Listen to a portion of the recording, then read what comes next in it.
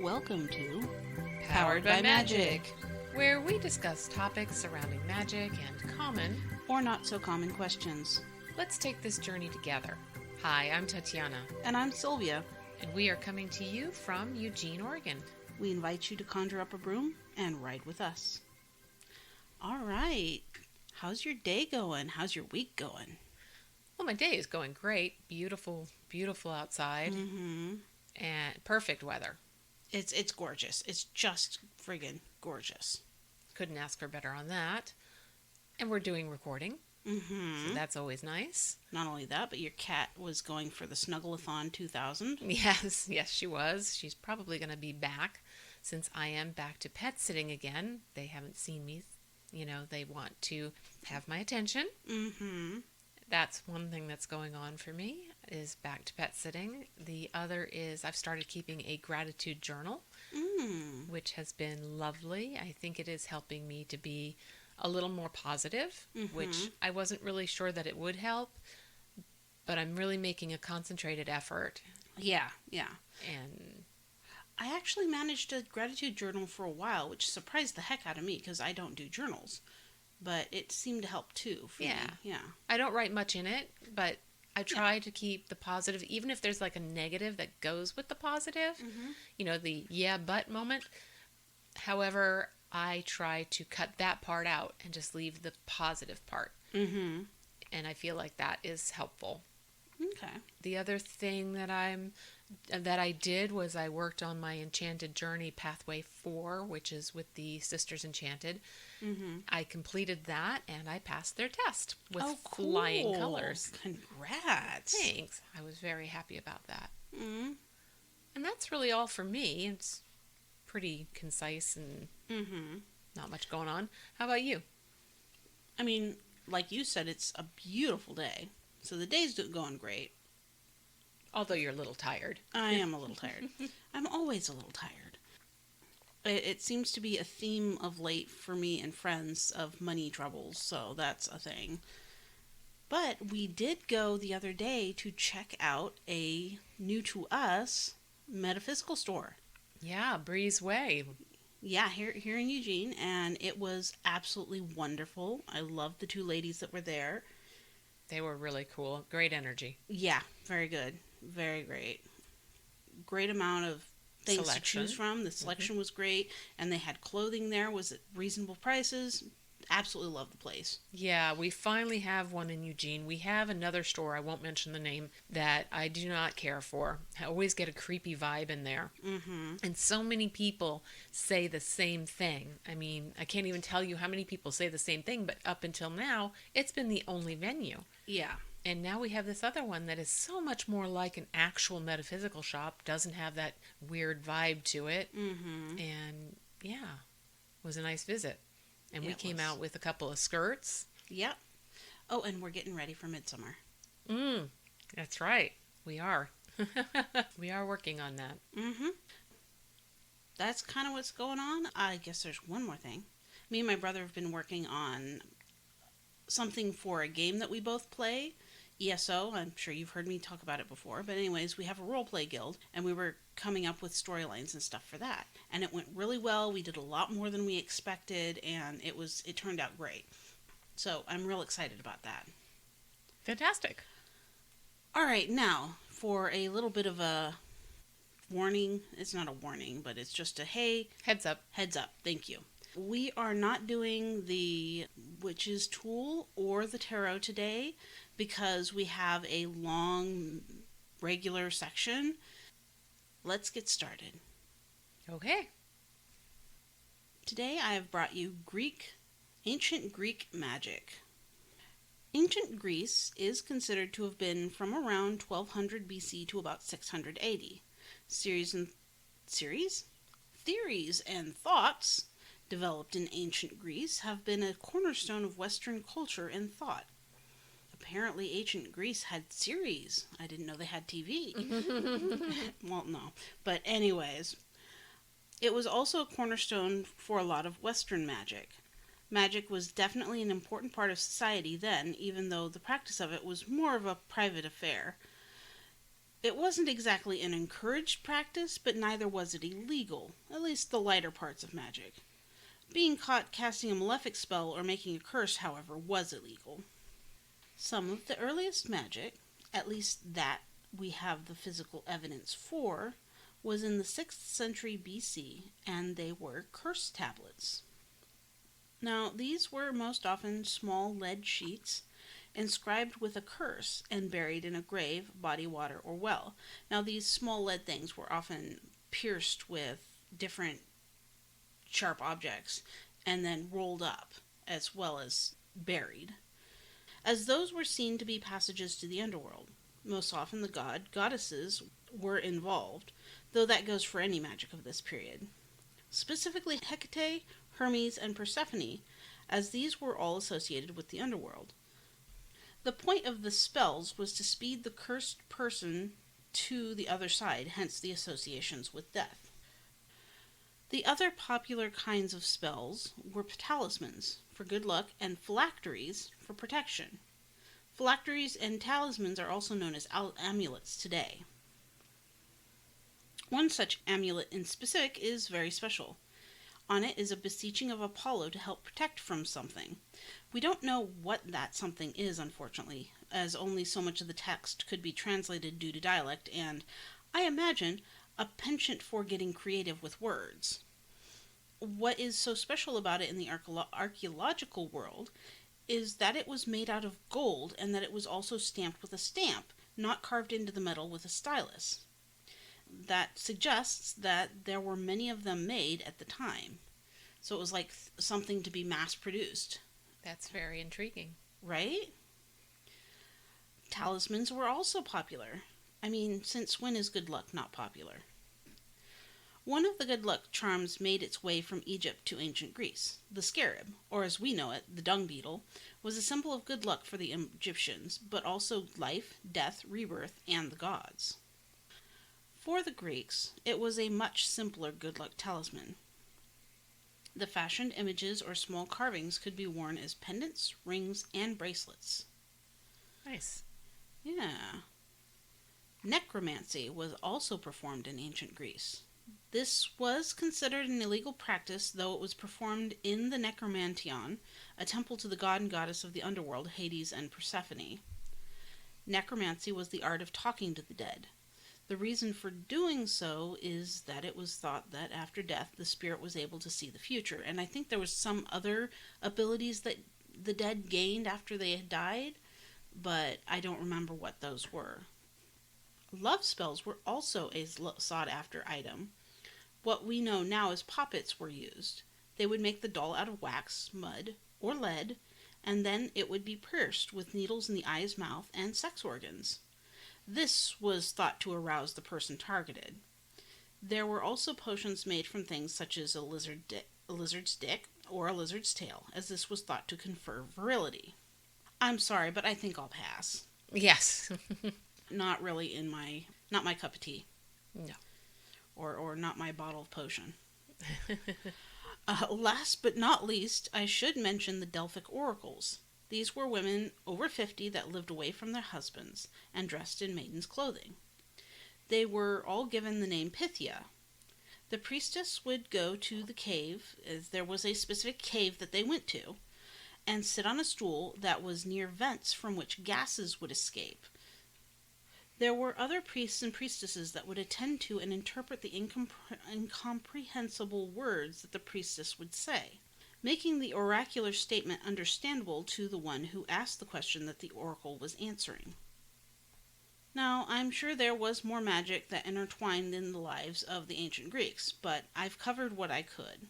The Greeks were no more or less magical than present or other cultures of other times. They did what many of us do, reached for the power of that which was within and without to effect change in their world. Yeah, very cool. Very interesting. There was a lot of really interesting stuff that I could dig up and found. Yeah, I know you did a lot of hard work on it. Yeah, thank you. And you did a ton of hard work on this one. And a preface for this. This is actually in 2 parts. Yes, it is, because there was, for a change, very unusual, enough information. So much information. And I found it a very interesting story, so hopefully you will too. These are the Pendle witches of 1612, Part 1. In this story, 12 witches were accused and were from Pendle Hill, Lancashire. They were accused of murdering a total of 10 people by using means of witchcraft. 10 of the 12 were tried at were tried at the Lancaster Assizes, or inquests, on August 18th and 19th, 1612. They were tried alongside others who were known as the Samlesbury witches. We'll touch on those on another episode, most likely. One of the witches died in prison before the trials, and another was tried in the York Assizes, or inquests, on July 27th, 1612. There were 9 women and 2 men who were tried, 10 of which were found guilty and hung. There was one survivor who was found, incredibly, not guilty. This was one of the largest groups of hangings in England between the 15th and 18th centuries. This accounted for a grand total of 2% of the 500 witches which were tried in England at this period of time. Oh my goodness. It's a large group. Mm-hmm. It's not the only one, but it was a large... It Yeah. stood out. Mm-hmm.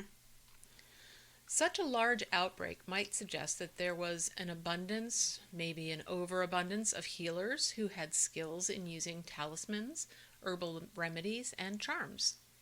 This perchance led to an unhealthy sense of competitiveness in the community, pitting one against another.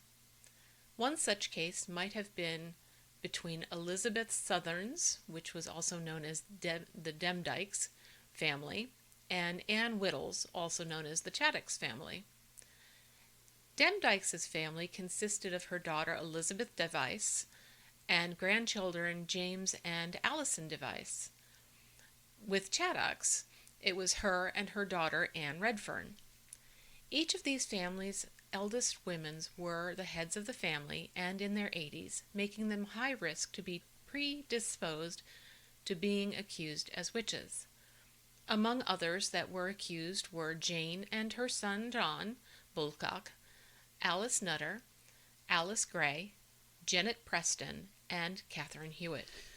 I couldn't help but thinking any woman that was in any remote bit of power was, at risk of being called a witch. So. And if you imagine, in those days, being in your 80s was almost unheard of. That was, yeah. I mean, you usually died in like your 40s or something. Yeah, I mean, it would definitely raise an eyebrow. Yeah, for sure. So historically, as we know, the churches of England were in constant turmoil between Protestant and Catholic beliefs.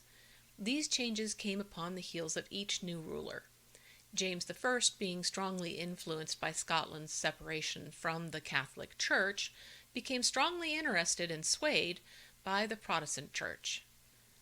Protestant theology on witchcraft particularly spiked his interest. In the 1590s, he believed he was being plotted against by witches, and in 1597 he wrote a book, Demonology, pronouncing followers had to denounce and prosecute anybody practicing and or supporting witchcraft. Although he instituted the death penalty on any witches proven guilty of causing death or exhuming bodies in the name of the craft, he also would personally expose discrepancies in given testimonies at witch trials that might prove incorrect. I thought that very interesting. So I think he tried to be fair about it. Yeah. But still. In the unruly countryside of Lancashire in early 1612, all justices of the peace were directed to list anyone who refused to attend and or take communion in the church. This was a criminal offense. A Roger Nowell, Justice of the Peace for Pendle, was made to investigate an alleged offense of witchcraft committed against one John Law, a peddler who claimed the act of witchcraft had injured him. This shows the climate of the times in and around the area. Now coming back around, Demdike had been known as a healer and witch in the area for over 50 years. What brought these trials about seems to have stemmed from an event occurring on March 21st, 1612. Demdike's granddaughter crossed paths with John Law from Halifax on her way to Trodden Forest. It's unclear as to whether Allison was begging or whether John straight refused, but a quarrel came over some expensive straight pins that Allison was trying to procure, most likely for the use of magic. Could have been for something else, but probably for magic. Shortly after the interaction, John Law may have suffered what we now know today as a stroke, witnessed by Allison. He made it to safety and initially made no claim as to witchcraft as having been a part of it. Later, however, Abram Law, John Law's son, approached Allison, and being convinced of her own powers, Allison admitted to the crime and asked for forgiveness. Now that's a dangerous thing to do. Mm-hmm. On March 30th, 1612, Allison and James Device and her mother Elizabeth were to appear before Roger Nowell. I'm sure that, the incident came to his attention. Allison confessed to lame John Law via the power of the devil to whom she had sold her soul. Her brother added that she bewitched a local child. Elizabeth reservedly admitted that her mother, Demdike, had a mark on her body that may have been from the devil. It's like, how can you... I don't know. It was any little thing could have been a mark from the devil. What I guess I don't understand is, in this particular story, how often it is that the family member turns against the other family member. Mm-hmm. It's just, it seems somewhat unusual to me, but... Yeah, like her brother saying she had bewitched a child. Right. Why What would the you heck? go out of your way to Mm-hmm. profess that? Well, when Allison had been questioned about Anne Whittle, also known as Chattox, she saw perhaps an opportunity to exact revenge on Anne Whittle and seized the moment. There had been bad blood between the families as early back as possibly 1601. It is claimed by Allison that old Chattox was to blame for the death of 4 men by witchcraft and her father John Device, who died in 1601. John Device was so afraid of Chattox in his life that he made payments of 8 pounds of oatmeal to Chattox annually, except the year before his death. It was his claim that Chattox caused his illness due to not having made that annual installment. Then, there was a claim that a member of the Chattox family broke into the home of the Devices and stole items nearing the worth of 1 pound, which today, in 2024, in the U.S., would be approximately $290. By the time the 2 matriarchs were summoned before Nowell in April 2nd, 1612, they were both in their 80s and blind and given damning confessions to Nowell that they were affiliated with the devil in one manner or another. They actually offered that information up themselves. Oh my goodness. Based on a woman and witness by the name of Margaret Crook, Anne Redfern, Chattox's daughter, was accused of making clay figures as well as being the cause of Margaret's brother's death. Nowell sent them to Lancaster Gaol to be tried for maleficium, which is causing harm via witchcraft or sorcery. Things could have ended here with these 4 women, but it didn't. And that's where we'll leave this part of the story today and wait for part 2 of the story in our next episode when we cover witches and religions history. Yeah. Of course, next round that we release will be a Q&A, but then we will come back to this for you. Hopefully we've spiked your interest. Oh yeah. It's spiked mine. Anyways, please rate us on iTunes, Spotify, or wherever else you've found us. I'm Tatiana, saying goodbye for now. And I'm Sylvia, saying so long and thank you for writing with us. This has been Powered by Magic. Thank you so much, everybody. Thank you.